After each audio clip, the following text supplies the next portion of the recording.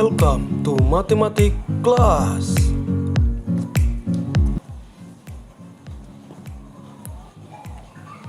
Assalamualaikum warahmatullahi wabarakatuh. Kembali lagi kita dalam pembelajaran matematika. Bapak harapkan kita semua dalam keadaan sehat dan selalu dalam perlindungan oleh Allah Subhanahu wa taala. Kita juga harus tetap semangat agar dalam mempelajari nanti kita lebih mudah memahami dan mengingatnya. Nah, di minggu yang lalu kita sudah mempelajari mengenai eksponen, di mana pembelajaran kita yang pertama adalah bilangan berpangkat. Kali ini kita akan mempelajari tentang bentuk akar. Pembelajaran bentuk akar pasti kamu sudah mempelajarinya di waktu kelas 9 SMP. Kali ini kita juga tetap mempelajarinya, namun pembelajarannya lebih mendalam lagi. Kenapa? Karena bentuk akar ini akan tetap kita gunakan dalam pembelajaran matematika di SMA. Oke, baiklah, kita langsung saja pembelajaran kita kali ini. Nah, yang pertama itu adalah konsep dari bentuk akar. Bentuk akar, apa sih itu bentuk akar? Ya, bentuk akar merupakan akar dari suatu bilangan yang hasilnya bukan bilangan rasional atau merupakan bilangan irasional. Maksudnya bagaimana? Kita lihat contoh ya. Nah, contoh yang pertama itu ada akar 2, ada akar 3, kemudian ada akar 8, akar 15, lalu akar 50. Kemudian di barisan contoh berikutnya ada akar 1, akar 4, akar 9, akar 25, dan akar 64. Nah, kita mau melihat nih, yang mana merupakan bilangan rasional dan mana yang merupakan bilangan irasional. Ya, jadi kalau kita definisikan, coba perhatikan, akar 1 itu dapat nggak kita peroleh hasilnya secara langsung? Bisa ya, jadi ada akar 1 sama dengan 1, kemudian akar 4 hasilnya adalah 2, kemudian akar 9 hasilnya adalah 3, lalu akar 25 hasilnya 5, dan akar 64 hasilnya adalah 8. Jadi akar 1, akar 4, akar 9, akar 25, dan akar 64 merupakan bilangan rasional. Nah, selanjutnya coba kamu perhatikan bilangan akar berikut. Pernahkah kamu melihat bentuk akar seperti ini? Ya, pastinya pernah. Nah, ini juga termasuk bilangan bentuk akar. Jadi bentuk umumnya itu adalah akar pangkat N dari B. Nah, cara membacanya tadi adalah akar pangkat N dari B. Iya, B itu disebutlah sebagai radikan. Kemudian N itu disebutlah sebagai indeks. Nah, ini sangat mudah ya memahaminya ya. Selanjutnya, kita akan melihat dulu hubungan antara bilangan berpangkat pecahan dengan bilangan akar. Jadi, kita lihat terlebih dahulu, secara umum, bilangan berpangkat pecahan itu dapat dituliskan. Misalkan, A pangkat P per Q. Nah, kita lihat langsung contohnya. Bentuknya misalkan 1 pangkat 1 per 1, kemudian 1 pangkat 1 per 2, lalu 1 pangkat 1 per 3, kemudian misalkan 5 pangkat 3 per 2. Nah, di sini kita akan melihat hubungan antara bilangan berpangkat pecahan dengan bilangan akar. Jadi, bilangan akar itu merupakan perubahan dari bentuk bilangan berpangkat pecahan, yang mana bentuk umumnya adalah akar pangkat Q dari A pangkat P. Nah, jadi sebenarnya perubahan posisi. Secara sederhana memahaminya seperti itu. A pangkat P per Q, maka pembilangnya adalah P. Itu kita pindahkan posisinya menjadi A pangkat P di sebelah kanan. Begitu juga Q itu menjadi indeks. Menjadi indeks dari akar pangkat. Ya, jadi akar pangkat Q. Jadi posisinya perubahan seperti itu. Jadi maknanya sama. Jadi kalau kita rubah, sebenarnya 1 pangkat 1 per 1 itu bisa nggak kita rubah ke dalam bentuk akar? Iya, ternyata 1 pangkat 1 per 1 itu tidak bisa. Kenapa? Karena 1 per 1 hasilnya 1. 1 pangkat 1 ya 1. Berarti tidak bisa kita rubah ke dalam bentuk bilangan akar. Kemudian 1 pangkat 1/2. Nah, jadi bentuk dasar dari akar itu adalah 1 pangkat 1/2. Jadi bentuknya itu adalah akar pangkat 2 dari 1. Kemudian itu sama halnya dengan akar 1, jadi maknanya sama ya. Kemudian 1/1/3 bentuknya itu bisa kita buat menjadi ke dalam bentuk akar, yaitu akar pangkat 3 dari 1. Kemudian bagaimana dengan 5/3/2? Ya mudah saja, berarti menjadi akar pangkat 2 dari 5/3.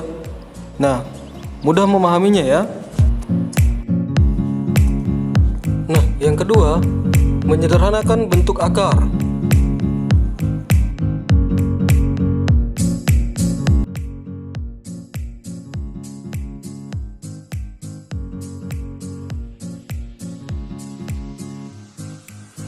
Nah, yang kedua, menyederhanakan bentuk akar.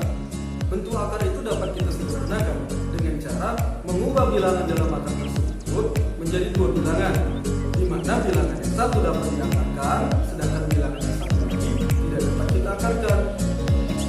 Nah, kita langsung lihat contoh. Misalkan, contoh pertama akar 32, contoh yang kedua akar 125, contoh ketiga akar dari 18 pangkat 3.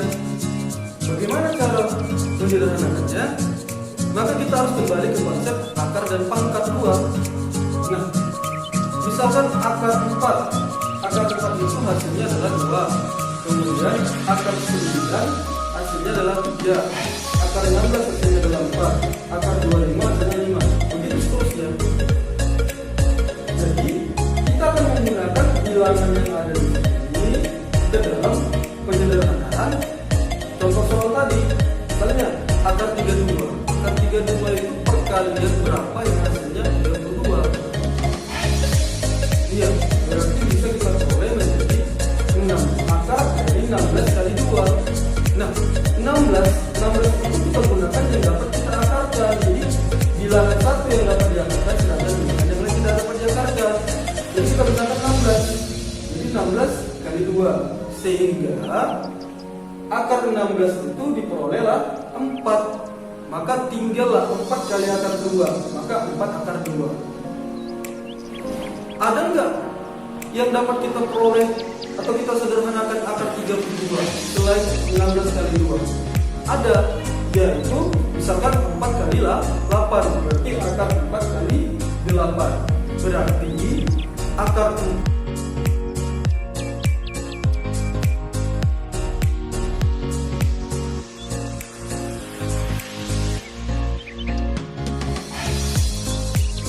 kali 8 kali 4 kali 2. Berarti bisa kita sederhanakan lagi 8-nya. Bisa menjadi akar 4 kali akar 4 kali akar 2. Berarti kita pusatkan akar 4 kali akar 4 kali 2. Berarti akar 4 berapa? 2. Sehingga 2 kali 2 sama dengan 4. Sehingga diperolehlah hasilnya 4 akar 2. Jadi sebenarnya sama saja. Nah, jadi kita harus menggunakan bilangan yang paling besar supaya kita dapat memperolehnya hasilnya lebih cepat. Nah, selanjutnya yang nomor 2, akar dari 125. Akar dari 125 itu dapat kita peroleh dengan bilangan yang mana ya? Dari bilangan berpangkat 2 ini yang bisa kita gunakan menyederhanakan 125. Iya, dengan 25 kali 5. Berarti tinggal kita ubah saja akar 25 itu menjadi 5. Sehingga hasilnya adalah 5 akar 5. Kemudian yang ketiga, akar 18 pangkat 3. Jadi pertama kita harus sederhanakan dulu akar 18-nya. Berarti akar 18. Berarti bilangan yang kita gunakan adalah 9 kali 2. Nah, A pangkat 3 kita rubah menjadi A pangkat 2 kali A. Sehingga menjadi 9 A pangkat 2 dikali 2A. Supaya apa? Supaya dapat kita langsung akarkan nih yang 9 dan A pangkat 2-nya. Maka menjadi kita peroleh akar 9 dari 3. Kemudian akar dari A kuadrat adalah A. Berarti kita dapat hasilnya adalah 3A akar 2A. Mudah ya? Yang ketiga, sifat-sifat bentuk akar. Kemudian yang ketiga, adalah sifat-sifat bentuk akar. Sifat-sifat bentuk akar ini ada 12. Kita akan menggunakan sifat-sifat ini dalam proses penyelesaian soal. Nah, ini harus diingat dan harus dipelajari ya nak. Kemudian kita masuk yang keempat, yaitu merasionalkan bentuk akar.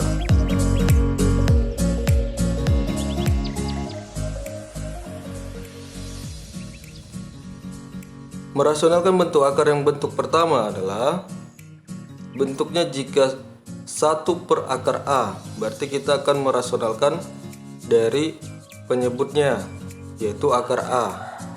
Kemudian nanti yang kedua, jika bentuk A per akar B, maka kita akan merasionalkan yang di bawahnya, yaitu akar B-nya ya.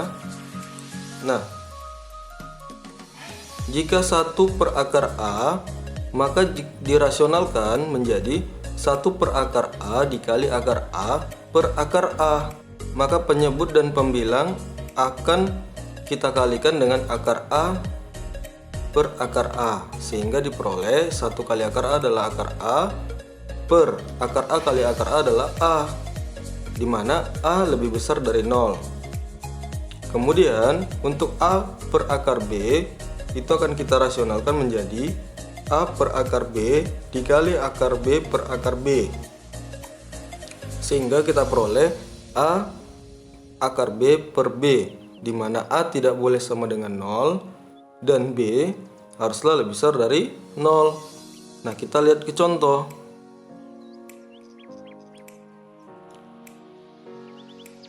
Jika 1 per akar 2, maka yang akan kita rasionalkan adalah dengan mengalihkan penyebut akar 2-nya. Maka 1 per akar 2 dikali akar 2 per akar 2, maka kita peroleh akar 2 per 2. Nah, sangat mudah ya. Selanjutnya kita masuk ke contoh yang kedua. Jika 4 per akar 3, maka dengan merasionalkannya kita lihat penyebutnya, yaitu akar 3.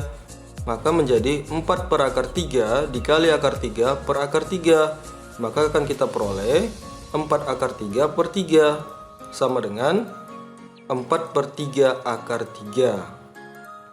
Nah, bagaimana? Mudah ya. Kemudian di sini ada contoh yang keduanya, yaitu 10 per 2 akar 5. Maka kita akan merasionalkannya menjadi 10 per 2 akar 5 dikali akar 5 per akar 5. Kenapa tidak ikut 2-nya? Karena yang merupakan akar di situ adalah akar 5. Maka 10 kali akar 5 adalah 10 akar 5 per 10. Maka hasilnya 1. Maka cukup kita tuliskan 1 akar 5, yaitu akar 5. Nah, selanjutnya bentuk yang ketiga. Jika K per A tambah akar B, maka kita akan merasionalkan dengan penyebutnya, yaitu A tambah akar B. Namun jika di sini bernilai positif atau penjumlahan, maka kita akan menggantinya menjadi pengurangan. Jadi menjadi di sini K tambah A tambah akar B dikali A dikurang akar B per A kurang akar B. Maka akan kita peroleh nanti menjadi K dikali A dikurang akar B per A kuadrat dikurang B. Nah, kenapa bisa menjadi A kuadrat kurang B?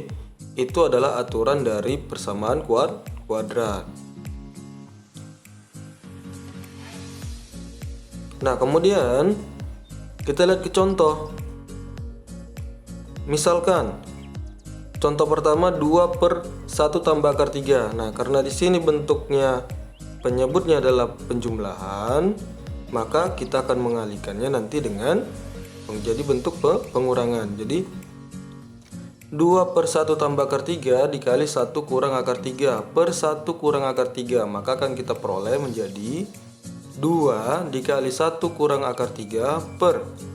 Nah, ini menjadi 1 kuadrat seperti rumusnya tadi, A kuadrat. Berarti di sini kan A1 dengan 1.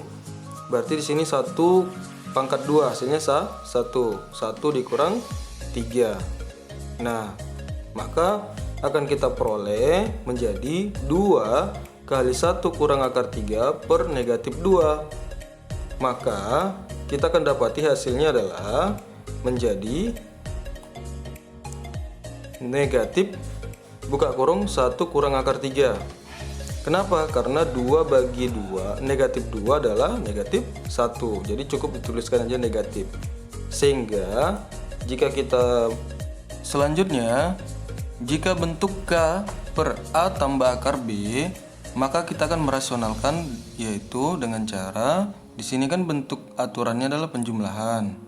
Berarti nanti kita menjadi pengurangan, menjadi K per A tambah akar B dikali A kurang akar B per A kurang akar B. Maka kita akan peroleh hasilnya, yaitu K dikali A kurang akar B per A kuadrat kurang B. Nah, kita langsung masuk ke contoh. Contoh yang pertama, misalkan di sini kita lihat 2 per 1 tambah akar 3. Berarti di sini kan aturannya penjumlahan.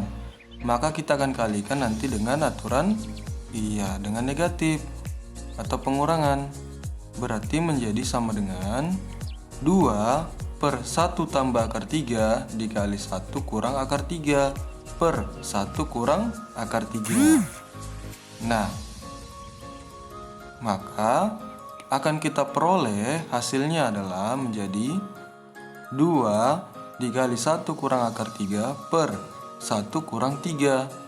Jadi kita ikutkan saja rumusnya, ya kan? Maka kita peroleh menjadi selanjutnya, maka kita akan peroleh hasilnya 2 kali 1 kurang akar 3 per negatif 2, ya kan? Diperoleh dari sini 1 kurang 3 diperoleh negatif 2, lalu 2 dibagi negatif 2, maka kita peroleh hasilnya adalah negatif 1 ya, cukup tuliskan negatif saja, negatif kali 1 kurang akar 3, maka akan kita dapati hasilnya yaitu menjadi akar 3 kurang 1. Kenapa? Karena negatif kali 1 berarti negatif 1. Kemudian negatif kali negatif di sini kan menjadi positif, berarti positif akar 3. Nah, kemudian jika K per A kurang akar B, jadi ini adalah kebalikannya. Tadi di sini penjumlahan, di sini negatif. Maka aturannya sama ya, menjadi K per A kurang akar B dikali A tambah akar B per A tambah akar B. Kenapa? Karena di sini sudah negatif, maka aturannya menjadi positif atau penjumlahan. Maka kita dapati nanti K buka kurung A tambah akar B per A kuadrat dikurang B. Kita lihat contoh. Nah, jika 8 per 5 kurang akar 17, berarti sama dengan, kita tuliskan kembali 8 per 5 akar 17 dikali 5 tambah akar 17 per 5 tambah akar 17. Karena di sini aturannya negatif, maka di sini jadi positif. Maka kita peroleh hasilnya 8 kali 5 tambah akar 17 per 25 kurang 17. Tahu ya, ini 5 pangkat 2, maka 25 ini aturannya menjadi dikurang B, maka 17. Maka selanjutnya kita dapati hasilnya adalah 8 buka kurung 5 tambah akar 17 per 8. Maka ini kan sama ya, 8 dengan 8. Maka dapat kita bagi 8 bagi 8 hasilnya 1. Maka hanya kita tuliskan saja 5 tambah akar 17. Bagaimana? Mudah ya? Nah, selanjutnya jika K per akar A tambah akar B. Nah, ini dia penyebutnya sama-sama memiliki akar. Berarti kita dapat tuliskan, karena di sini aturannya kan penjumlahan, sama seperti sebelumnya, berarti nanti menjadi negatif. Ya. Maka selanjutnya K per akar A tambah akar B dikali akar A kurang akar B per akar A kurang akar B. Maka akan kita dapati sama dengan K buka kurung akar A dikurang akar B per A kurang B. Nah, kita langsung lihat saja ke contoh ya.